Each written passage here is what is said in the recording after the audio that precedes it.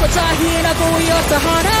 जग्गा जित्तिया ते मिलन बधाइयां, जग्गा जित्तिया, जग्गा जित्तिया ते मिलन बधाइयां।